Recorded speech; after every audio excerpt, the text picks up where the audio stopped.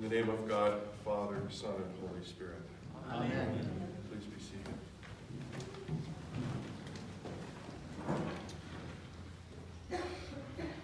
So I don't know about you, but for the last two readings, for the reading from Corinthians and the reading from the Gospel, it's a little bit challenging for me to say thanks be to God after those, because they're difficult readings. They're difficult readings that are difficult because they're honest. They're honest about the kind of what human nature is. They're honest about our seemingly endless ability to get things wrong. And they're challenging because sometimes actions have consequences. I've been preaching that to a young man for some 23 years now, and he's finally starting to get it, and I'm very proud. I owe him $5 now, even though I didn't mention him by name. That's the deal in our family. You mention someone in a sermon, it costs you $5. So I'm not going to talk about those two lessons, mostly because I find them challenging, but principally because I think that the lesson that we have in Exodus today is particularly appropriate for us. Appropriate for us as individuals, and especially appropriate for the center part of Lent. This is a story that's familiar to you, but it's really just a middle of a story, the story about Moses. In a perfect world, if we had the time, I would just, instead of a sermon, we'd set up the screen here and I'd show you the Prince of Egypt for the next hour and 25 minutes. And we would learn what we needed to know about the life of Moses. But the life of Moses has a great deal to teach us.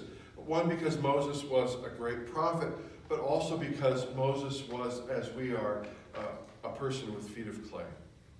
That Moses was reluctant to follow the call of God, and he was stubborn in not seeing the power of God in his life.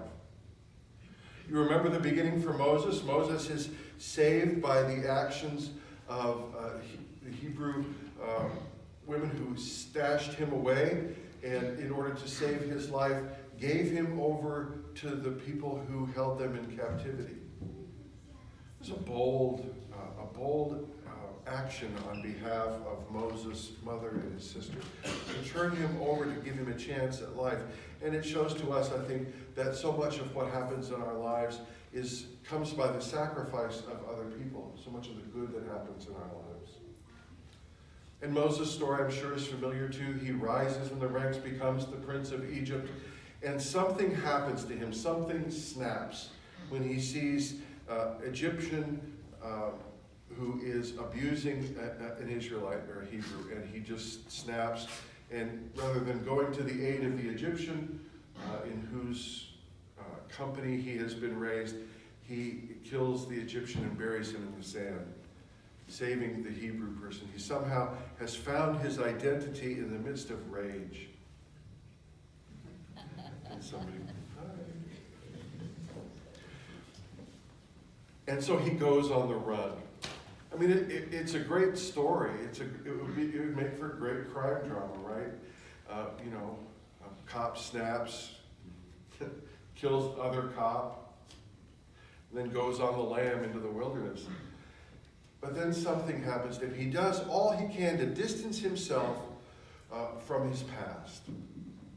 And what happens is, I think, part of God's pattern. It might be the way that God sets the pattern, at least how it's worked in my life and in the life of many of the saints, is that God seems to use what we think is most shameful in our past as the way to bring us into the present that we are called to enter and to be God's people in. The present for Moses is that he has moved off into the hills. He helped some women who were strangers to him draw water from the well, and he ends up getting married. Things are going pretty good for Moses. He can chill. He's on the lam in a place where they're not going to find him. You know, America's Most Wanted has not put his name up on TV yet, and so he has a chance. He has no Facebook page. He has no social media presence, and they can't find him because they can ping his phone off the cell tower. Moses is off the grid, except for one thing. God will find you. God will find us, no matter where we hide. The scriptures ask, the psalmist says, where can we hide from your presence, O God? Where can we go where we are not in your sight? Well, Moses finds out he's out tending his father-in-law's sheep, as a good son-in-law would do in that time and place. And what does he see? He sees the burning bush, the bush that is burning and not consumed. A pretty miraculous sight, I have to say. Now, there is a book called Walking the Bible that Bruce Feiler, who is a journalist and kind of a nominal Jew, starts walking to places in the Bible, and he goes to the place in the desert, which is now St. Catherine's Monastery, where apparently the burning bush appeared. And there's, in this monastery, this great bush that turns red at one point in the year. And this is the historical place, so the legend says, where the burning bush was. And if you ever get to see the video of his trip, it's more than a little bit amusing. He has one shot in the video of the burning bush. It's supposed to be the bush, and guess what's in the foreground? Fire extinguisher. It's great. It's just a great picture. But this gets Moses' attention. Now, I have to guess that God was probably trying to get Moses' attention several other times before he finally came up with burning bush not consumed, right? He'd gotten Moses' attention in witnessing injustice around him. And that changed Moses from being aligned with the powers that be to being sympathetic with the underclass. And this reading is also appropriate because, does anybody know what today's saint is? Today's the feast of Saint Oscar Romero of El Salvador. Oscar Romero was canonized in 2015 by Pope Francis. And Oscar Romero, his story is important. If you've seen the movie Romero, he was chosen to be the Archbishop of El Salvador by the government, more or less, with the government input, because he was sympathetic to the government. He had a close relationship with the powers that be. They figured that he was not one who was going to rock the boat because he was an intellectual and that he was kind of sickly by nature. And they figured that he'd be easy to control and that the separation, the great chasm between the haves and the have-nots would be kept. And if you look at the parallels between El Salvador and Egypt in Moses' time, they're relatively profound. That most largely the ruling class in El Salvador were of Spanish descent from the conquistadors, and most of the underclass folks were the poor campesinos, which had much more native blood in them. And it was really about class, it was about political oppression, it was about tribalism, much like what was challenging for Moses. Like Moses, Oscar Romero had his time when he snapped because of what had happened. I don't remember the precise year, and I should know because I did my senior thesis on Romero, but I think this was in the early 70s, Rutilio Grande, who was a priest, a Jesuit priest who worked with the poor and was, in the eyes of the of the ruling class, was trying to unionize El Salvador, was considered to be a communist and a far leftist, was assassinated by government troops. And not long after that, 3 nuns were assassinated by government troops, one of them an American. And there was no response either from the United States or any admission on behalf of folks in the army in El Salvador.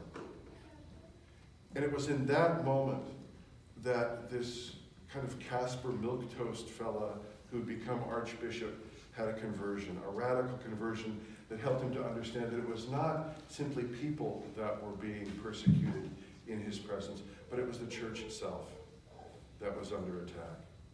That the poor were as much the church as the rich in his congregations. There's a scene in the film where the daughter-in-law of the president comes to him and asks for private baptism because she does not want to have her child baptized among the poor rabble and the native folk in a regular Sunday service. And it was really kind of the linchpin upon which his relationship with the government turned, where he said, no, you'll either baptize your child in the community on Sunday, or we will not baptize the child at all. There has to be a line at which we will stop. A place that we will not cross. What the Rubicon is for us in our day and age, sometimes a moving target.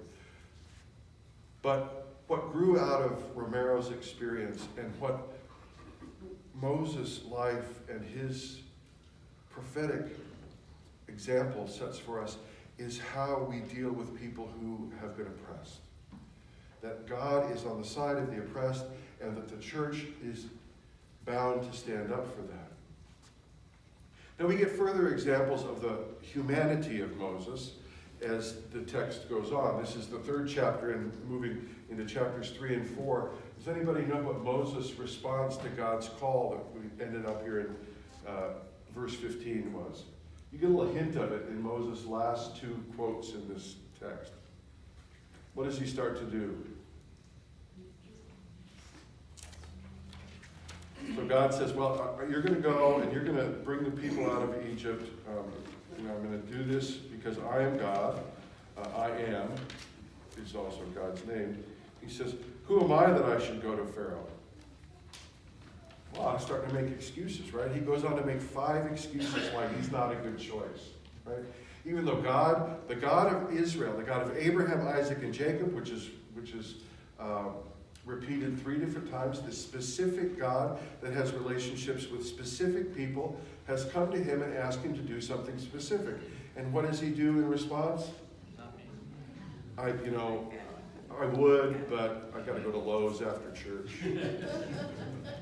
I would, but these sheep, they don't follow so good. I would, but I can't speak so well. What's that? My brother does a better job. Yeah, my brother's better at this. And not only does that, he triangulates. It's so human. Look, I'm so flattered you've asked, but listen, I've got a better choice for you. And we've learned how to say no without saying no. But God continues to overcome each of his objections. The reasons why not become the way that God's power is shown through Moses. And frankly, Aaron shows his true colors when Moses goes back up the mountain that they had a conversation on down the road, right? Moses freaks out when the people start looking to him for advice. He says, well, let's take all the jewelry and make something to worship. We are in an age and a time where, though we are called to have this individual relationship with God, that our relationship with God is not about us. It's about how we are in the world as a community. I'll remind you again of the 5 basic rules of life that Richard Rohr teaches in male initiation and in men's spirituality, right? Number 1, I don't know if I typically forget one. Number 1, life is hard. Number 2, your life is not about you. You are about life. Number 3, you're going to die. Number 4, you're not in control. And number 5, you're not that important. All of those things being said, God redeems each one of them by saying that you are part of the resurrection. Your life is hidden with God in Christ.